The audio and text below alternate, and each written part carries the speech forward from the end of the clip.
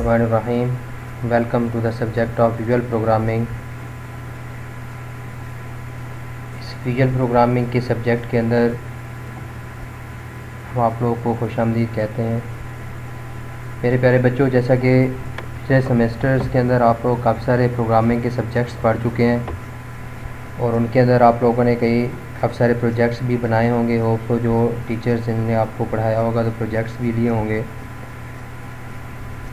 लेकिन अभी जो हम ये सब्जेक्ट्स पढ़ रहे हैं, आज से जो हम हमारा ये लेक्चर स्टार्ट कर रहे हैं, ये सब्जेक्ट स्टार्ट कर रहे हैं विजुअल प्रोग्रामिंग का, मैं आप लोगों को शुरू में ही कह देना चाहता हूँ कि ये सब्जेक्ट जो मुझसे पढ़ रहे हो, इस सेमेस्टर के एंड में हमने बहुत अच्छे इस सब्जेक्ट के अंदर बहुत अच्छे इस लैंग्वेज के अंदर बहुत अच्छे अच्छे प्रोजेक्ट्स बनाने हैं। और जो मेरा प्यारा प्यारा बच्चा ये समझेगा कि हमने इसको गुजारना है और सेमेस्टर के एंड में जो मैं सेमेस्टर प्रोजेक्ट लूँगा और मुझे सेमेस्टर प्रोजेक्ट बना के नहीं देगा, तो मेरी कोशिश होगी कि वो शायद मुझसे तो नहीं सीख सका, लेकिन वो शायद अपने जूनियर्स के साथ किसी और से पढ़ के सीख ले। आप माशाल्लाह समझदार हैं, समझ गए होंगे मेरी बात कि मैं क्या कहना चाह रहा हूँ। तो हमारा ये विजुअल प्रोग्रामिंग का जो सब्जेक्ट है, मैं आप लोग बताऊँ बाकी लैंग्वेजेस की निस्बत ये विजुअल प्रोग्रामिंग बहुत इजी है, जिसके अंदर हम C# पढ़ेंगे।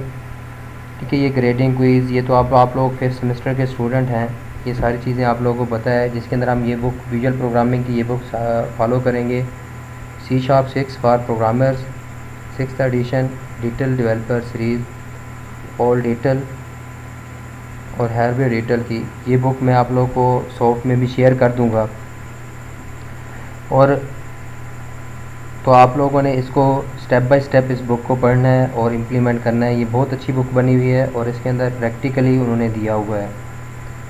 तो होप सो मैंने इस सेमेस्टर को इस सब्जेक्ट स्टार्ट करने से पहले ही, क्योंकि मेरा ये माइंड था कि मैं आप लोगों को ये सब्जेक्ट पढ़ाऊँगा, तो पहले ही मैंने आप लोगों को एक असाइनमेंट लगा दी थी कि शायद आप लोग विजुअल स्टूडियो .NET फ्रेमवर्क वो चीज़ें करके रखें। होप सो आप लोग वो चीज़ें इंस्टॉल कर चुके होंगे और हम जैसे जैसे आगे बढ़ते जाएंगे तो साथ साथ हम प्रैक्टिकल भी करते जाएंगे। तो ये हमारा कोर्स कंटेंट है जो हमने पढ़ना है। ये भी मैं आप लोगों को PDF फॉर्मेट में शेयर कर दूंगा। Visual programming basic, introduction to events क्या होते हैं, fundamentals of event driven programming, message handling, user interfaces, ये सारा हमारे क्या है कोर्स आउटलाइन है जो हमने पढ़नी है इसके अंदर। और ये याद रखिएगा कि हमने C# लैंग्वेज पढ़नी है इसके अंदर। What is visual programming? VPL visual programming language क्या है हमारे पास, हमने ये देखना है। Programming language that uses visual representation, यानी विजुअल की चीज़ें हम यूज़ करेंगे। ग्राफिक्स जैसे आइकॉन के ऊपर क्लिक करके आप लोग कोई काम कर लेते हो, तो इसके अंदर हमारी ज़्यादातर कोडिंग ऐसे होगी, हम विजुअली कर रहे होंगे। थोड़ी बहुत कोडिंग हमें करनी पड़ेगी अपनी रिक्वायरमेंट्स के मुताबिक चेंज करने के लिए। बाकी हमें मोस्टली जो है ग्राफिकल प्रोग्रामिंग होगी जो हम कर रहे होंगे, such as graphics, drawing, animations और आइकॉन, पार्शली और कम्प्लीटली। इनकी या तो हम सिर्फ टोटली कोई ऐसे काम होंगे जो टोटली ग्राफिकली कर रहे होंगे, यानी उसे कोडिंग लिखने की हमें ज़रूरत नहीं पड़ेगी, कोड लिखने की, कोड खुद ब खुद ऐड हो जाएगा। कुछ ऐसे होंगे जो हमें कोड लिखने की ज़रूरत पड़ेगी। A visual language manipulate the visual information or supports visual interaction or allow the programming with visual expression. इसके अंदर हमारे पास क्या होगी, विजुअल इंफॉर्मेशन होगी, विजुअल सपोर्ट होगी, विजुअल इंटरेक्शन होगी, ठीक है, विजुअल एक्सप्रेशन होंगे। Any system where the user writes a program using 2 or more dimension, ये मुख्तलिफ डेफिनेशन हैं। ये गोलन 19 के अंदर थी, मेरिस 90 की थी, ठीक है, मायर्स 90 की। तो ये हमारे पास क्या उसने ये कहा कि any system where the user writes a program, जहाँ पे यूज़र राइट कर रहा हो यूजिंग 2 or more डायमेंशन, एक से ज़्यादा डायमेंशन यूजिंग ग्राफिकल, हमारे पास ग्राफिकल इंटरफेस भी होगा जिसके अंदर हम थोड़ी बहुत ही क्या कर रहे होंगे, कोडिंग भी कर रहे होंगे अलग से खुद से। A visual language is a set of special arrangement और text graphics symbols with a semantic interpretation and that is used in carrying out the communication action in the world। ठीक है, तो जो हमारे पास ये विजुअल लैंग्वेज है ये special arrangement है। ठीक है, मेरे ख्याल ये एक अरेंजमेंट है, हमारे पास टेक्स्ट ग्राफिक सैम्पल्स हैं जिसके अंदर सेमेंटिक इंटरप्रिटेशन है। ठीक है, जो मीन के उसके अंदर ऑटोमेटिकली उसके मीनिंग उसके अंदर ऐड हैं। ठीक है, जो हम कम्युनिकेशन कर रहे होंगे किसी भी वर्ड के साथ, कोई भी हम किसी भी ऐप डेवलपमेंट के थ्रू कोई भी ऐप डेवलप कर रहे हैं, कोई भी हम कर रहे हैं, उसके अंदर एक्शन, ठीक है, हम from that is use in carrying out the communication action in the word. Pre requisite, ये कोर्स पढ़ने से पहले हमें कौन कौन से कंसेप्ट हमारे पता होने चाहिए, कौन से कंसेप्ट हमें याद होने चाहिए, वो हम देख लेते हैं। What are the primitive data types, पे जो हमारी लैंग्वेजेस बनाने वालों ने डाटा टाइप्स बना दी हैं, वो हमारी प्रीएम्प्टेड डाटा टाइप्स जो हम पहले पढ़ चुके हैं, int, char, boolean, string, float, long, double. इन डाटा टाइप्स के बारे में आप लोगों को पता होना चाहिए। हमारे जो ऑब्जेक्ट ओरिएंटेड के कंसेप्ट हैं, जैसे कि हमारे पास इनकैप्सुलेशन हो गई, object oriented programming whoop resolve around the concept of an object. ठीक है, एक ऑब्जेक्ट हम इसके अंदर ऑब्जेक्ट्स बनाते हैं, टेम्पलेट्स बना लेते हैं, क्लासेस बनाते होते हैं ऑब्जेक्ट ओरिएंटेड के अंदर। फिर हम उनके क्या बनाते हैं, ऑब्जेक्ट के थ्रू कोई भी मेंबर फंक्शन या डाटा मेंबर एक्सेस करते हैं। तो बेसिकली क्या कर रहे होते हैं, इन्फॉर्मेशन हाइडिंग प्रिंसिपल, उसमें से हम इन्फॉर्मेशन हाइड कर रहे होते हैं। What are the access modifier, वो आप लोगों ने पढ़े हैं। एक्सेस मॉडिफायर हमारे पास कौन से हैं, पब्लिक, प्राइवेट और प्रोटेक्टेड, ये हमारे पास क्या है, एक्सेस मॉडिफायर है। इनका नॉलेज आप लोगों को अच्छी तरह होना चाहिए। इसकी एग्जांपल आप लोगों ने देखी हुई है, ये पता होना चाहिए। इसी तरह इनहेरिटेंस का आप लोग प्रोग्रामिंग फंडामेंटल में पढ़ चुके, उसके ऑब्जेक्ट ओरिएंटेड प्रोग्रामिंग के अंदर पढ़ चुके हो। प्रीरेक्विजिट के हमारे पास इनहेरिटेंस क्या है, अगर नहीं भी पढ़े तो आप लोगों ने टेक्नोलर्न के ऊपर जाके ऑब्जेक्ट ओरिएंटेड के जो लेक्चर हैं उसमें से इनहेरिटेंस वाले और ये पॉलीमॉर्फिज्म और ये जो कंसेप्ट मैं अभी बता रहा हूँ वो आप लोगों ने लेक्चर सुन लेने हैं। ठीक है, इसके बाद इनहेरिटेंस है। इनहेरिटेंस का मतलब आप लोगों को पहले से पता है कि हमारे पास क्या होता है कि हम एक कुछ करैक्टरिस्टिक्स, एक क्लास की कुछ करैक्टरिस्टिक यानी कि डाटा मेंबर या मेंबर फंक्शन इनहेरिट कर रहे होते हैं। ठीक है, किसके अंदर इनहेरिट हो रहे होते हैं, हमारे ड्राइव क्लास के अंदर, किसी दूसरी क्लास के अंदर यूज़ हो रहे होते हैं। तो इनहेरिटेंस का मतलब क्या है, रीयूजेबिलिटी, तो जिसके हम क्या कर रहे हैं, बार उसे क्या कर सकते हैं, दोबारा यूज़ कर रहे होते हैं जो पहले ही हमारे पास यूज़ हो चुकी है। तो हमारे पॉइंटर्स का कंसेप्ट आप लोग को होना चाहिए। ठीक है, pointers variable use in the program can be considered as boxes, ठीक है, that are never empty, mean के वेरिएबल आप लोग पॉइंटर्स का आप लोगों को पता है, पॉइंटर हमारा वो वेरिएबल होता है जिसके अंदर किसी और वेरिएबल का एड्रेस स्टोर होता है। They are filled with some content either by a programmer or uninitialized by the operating system. ठीक है, हमारे पास इसी तरह variable has a at least 2 attribute, हर वेरिएबल के क्या होते हैं, 2 एट्रीब्यूट होते हैं। एक होता है द कंटेंट और यानी उसके अंदर जो वैल्यू होती है, एंड द लोकेशन यानी उसका जो एड्रेस होता है ऑफ द बॉक्स, ठीक है, जहाँ पे वो स्टोर होता है। और वेरिएबल इन द कंप्यूटर के अंदर कोई भी वेरिएबल है तो उसकी जो लोकेशन का एड्रेस होता है वो हम किसके अंदर स्टोर करते हैं, पॉइंटर्स के अंदर। This content can be number, character or the compound atom such as a structure or union, कोई भी हमारे पास उसके अंदर वैल्यू हो सकती है, करेक्टर हो सकता है वेरिएबल के अंदर, या अगर हमारा कोई स्ट्रक्चर है तो स्ट्रक्चर के अंदर वो हमारा क्योंकि कंपाउंड एटम है उसके अंदर हमारे पास एक से ज़्यादा वेरिएबल्स हो सकते हैं। However this content can also be the location of another variable, ठीक है, उसके अंदर भी क्या होता है, किसी और वेरिएबल की लोकेशन मौजूद होती है। Variable with such content are called pointer, यानी ऐसा वेरिएबल जिसके अंदर उस वेरिएबल का किसी दूसरे वेरिएबल का एड्रेस मौजूद है तो बच्चे वो क्या कहलाता है, पॉइंटर कहलाता है। ठीक है, तो ये हमारे पास आप लोगों के मिलके ये सारे कंसेप्ट आप लोगों को होने चाहिए। Over this pointers are usually auxiliary variable that allow us to access the values of, ठीक है, अदर वेरिएबल इनडायरेक्टली, हम किसी दूसरे वेरिएबल को एक्सेस करने के लिए क्या करते हैं, पॉइंटर्स को यूज़ करते हैं। ये कंसेप्ट आप लोगों ने पहले पढ़े हुए हैं, ये आप लोगों को होने चाहिए। जैसा कि आप लोगों को स्क्रीन पर नज़र आ रहा है, पॉइंटर है हमारे पास int I is equal to 15 J, ठीक है, ये हमारे पास वेरिएबल डिक्लेयर किए। I and J are numerical variables and P and Q are the pointers to, ठीक है, नंबर, हम हमारे पास पी और क्यू के अंदर पॉइंटर स्टोर कर रहे हैं, पॉइंटर है हमारे पास।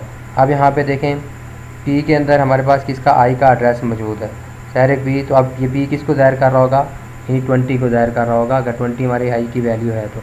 ये पॉइंटर्स का कंसेप्ट आप लोगों को होना चाहिए अच्छी तरह, यानी अगर फिर भी कोई कन्फ्यूजन है तो आप लोग मेरे ऑब्जेक्ट ओरिएंटेड के लेक्चर सुन लीजिएगा, उसके अंदर ये मैं आप लोगों को जो बात कर, इनहेरिटेंस, पॉलीमॉर्फिज्म, ये पॉइंटर्स वगैरह जो कंसेप्ट यहाँ पे कह रहा हूँ।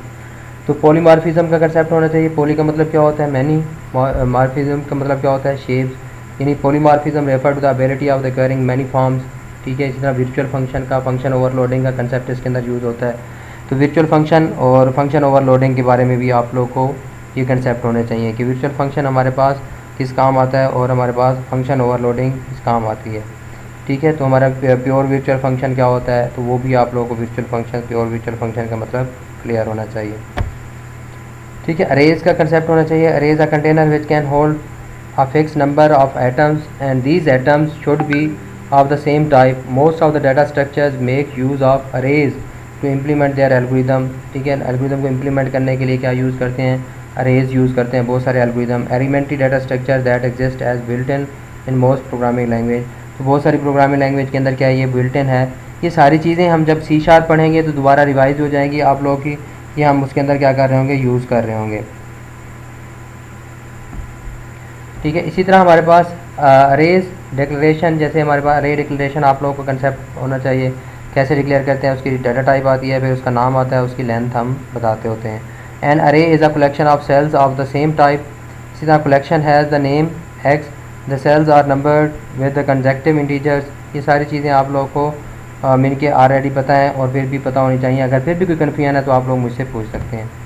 तो इसे प्री रिक्विजिट कंसेप्ट एल्गोरिदम का कंसेप्ट होना चाहिए कि एल्गोरिदम क्या होता है, the step by step procedure which define a set of instruction to be execute in a certain order to get the desired output. अब आप 5वें सेमेस्टर में हो तो ये एल्गोरिदम से अब मुझे बताने की ज़रूरत नहीं है, ये सारी चीज़ें आप लोग ऑलरेडी पढ़ चुके हैं, आप लोगों को आती हैं। Algorithm resemble the recipe, recipe tell you how to accomplish a task by performing a number of steps.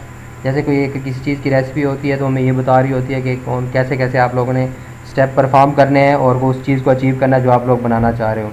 इसी तरह pre requisite concept categories of algorithm, algorithm की हमारे पास कौन कौन सी कैटेगरी होती हैं। अगर data structure point of view से देखें तो हमारे पास कौन कौन सी कैटेगरीज होती हैं एल्गोरिदम की। सर्चिंग एल्गोरिदम होते हैं, सॉर्टिंग एल्गोरिदम होते हैं, डाटा इंसर्ट करने के एल्गोरिदम है, इसी तरह डाटा को अपडेट करने की एल्गोरिदम है, डिलीट करने का एल्गोरिदम है। तो ये सारे हमारे पास डिलीट एल्गोरिदम, डिलीट हमारी एग्जिस्टिंग वैल्यू को क्या करता है, डिलीट करता है। इसी तरह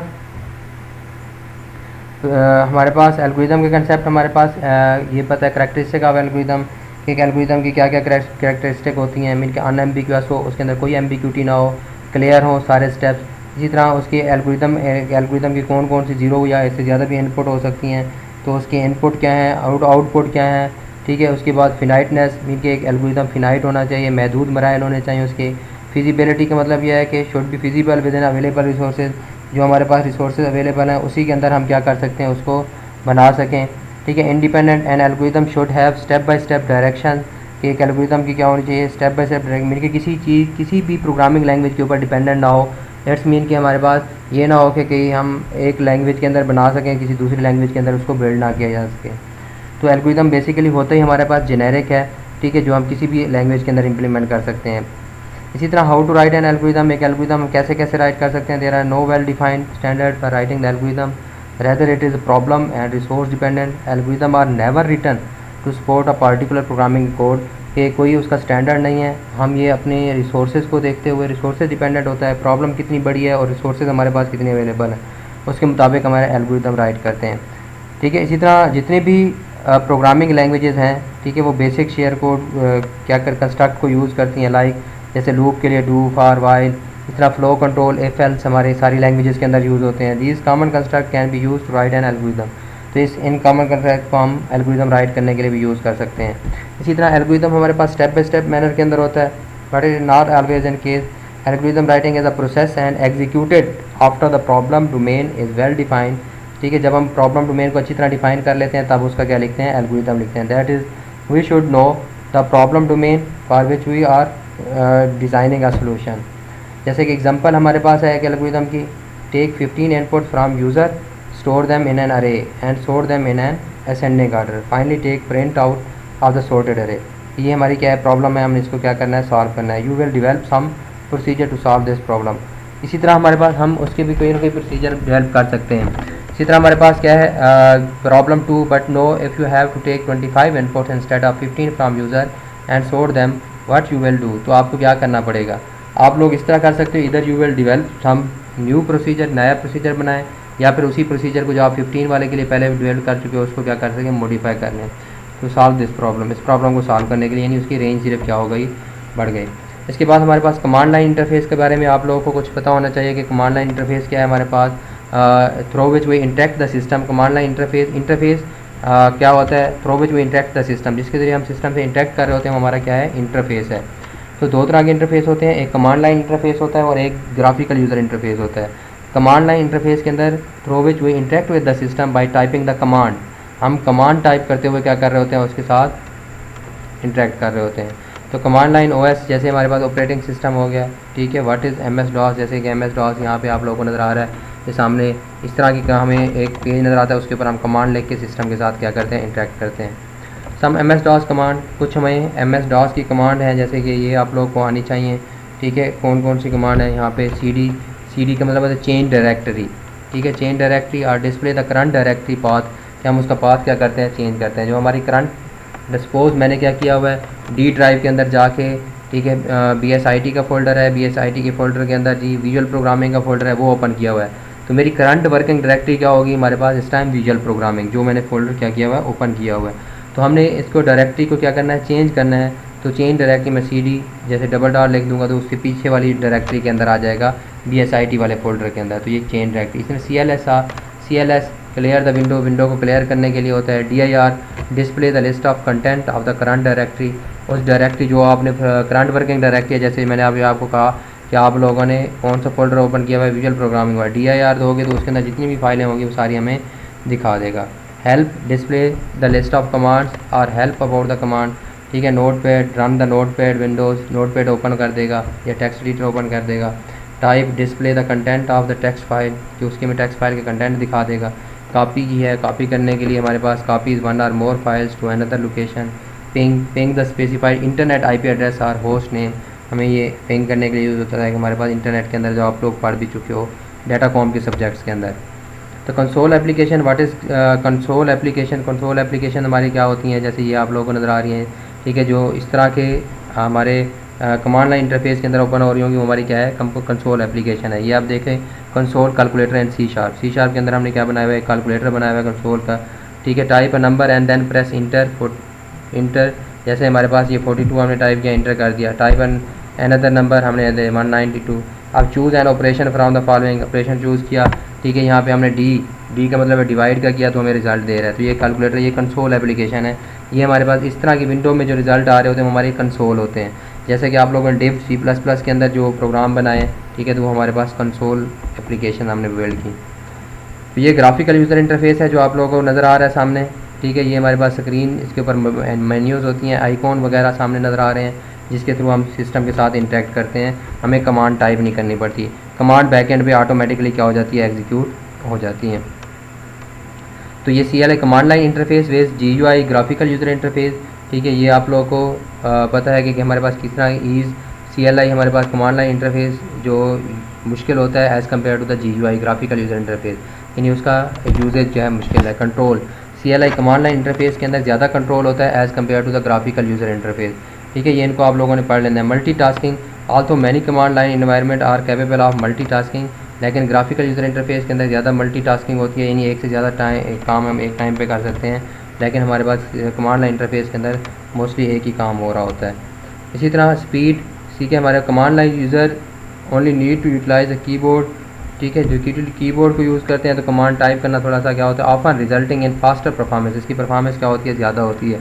ग्राफिकल यूज़र इंटरफेस की निस्बत हमारी जो कमांड लाइन इंटरफेस इसकी परफॉर्मेंस ज़्यादा होती है। रिसोर्सेज, ठीक है, कंप्यूटर कम रिसोर्सेज यूज़ करता है, कम रिसोर्सेज में भी हम चला सकते हैं कमांड लाइन इंटरफेस को। ग्राफिकल यूज़र इंटरफेस में ज़्यादा क्या होता है, रिसोर्सेज की ज़रूरत होती है।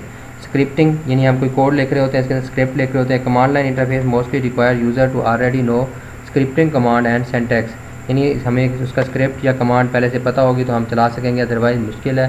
ग्राफिकल यूज़र इंटरफेस के अंदर हमें वो याद करने की ज़रूरत नहीं है, ठीक है। इसी तरह remotely access, when accessing the another computer or device over a network, user can manipulate the device और its files with the command line interface, however you can must know the command to do so, तो आप लोग command चाहिए। Remotely access another computer are several possible graphical user interface, easy जब हम navigate कर रहे होते हैं क्लिक कर करके हम उसे क्या कर सकते हैं, एक्सेस कर सकते हैं। तो ये हमारे पास क्या थे, कमांड लाइन इंटरफेस और ग्राफिकल यूज़र इंटरफेस की कुछ चीज़ें हैं। इस तरह विजुअल प्रोग्रामिंग हमारे पास क्या है, ये एक इवेंट ड्रिवन प्रोग्रामिंग है कि हम कोई इवेंट जब कोई अकर होता है तो उसका कोई एक्शन होता है। फॉर एग्जांपल हम किसी बटन के ऊपर क्लिक करते हैं तो हमारा कोई क्या होता है, कोई एक्शन परफॉर्म होता है।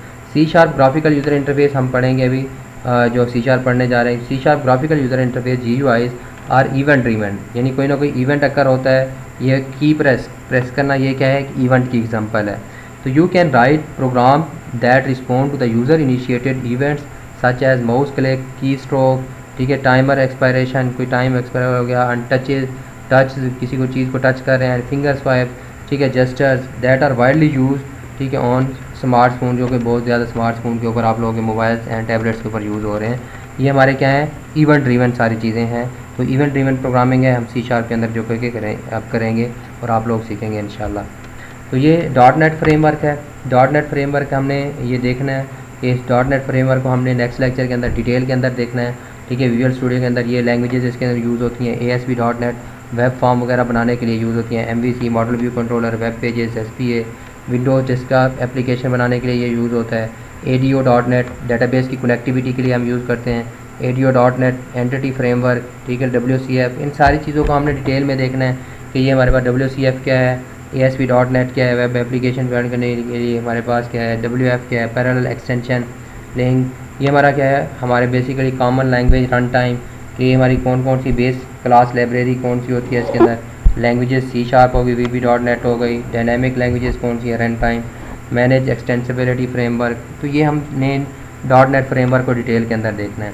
अभी मेरे बच्चे, आप लोगों की असाइनमेंट क्या है, पहली असाइनमेंट ये इंस्टॉल द विजुअल स्टूडियो 2012 और हायर, इसे 2012 इंस्टॉल करना है या फिर इसे लेटेस्ट वर्जन इंस्टॉल करना है। Read the pages from book 5 to 10। तो आप लोगों ने बुक से 5 से 10 ये पढ़ के आना है। जब मैं आप लोगों का ऑनलाइन लाइव लेक्चर लूँगा तो आप लोगों से मैं पूछूंगा कौन पढ़ के आया कौन नहीं आया, तो आप लोगों से मैं नाम लेके ही ये क्वेश्चन करूँगा इन्हीं 5 to 10 पेजेस में से। तो आप लोग को होप्स हो ये आज का हमारा जो लेक्चर था ये, क्योंकि ज़्यादातर वही था कि हम जो पहले पढ़ चुके हैं प्री रिक्विजिट जो आप लोग को कंसेप्ट होने चाहिए ये C# पढ़ने के लिए, तो आप लोग इनको होप्स हो देखेंगे और पढ़ के आएंगे नेक्स्ट लेक्चर के अंदर। Wish you best of luck for next lecture. जीतते रहें, खुश रहें, अल्लाह हाफिज़।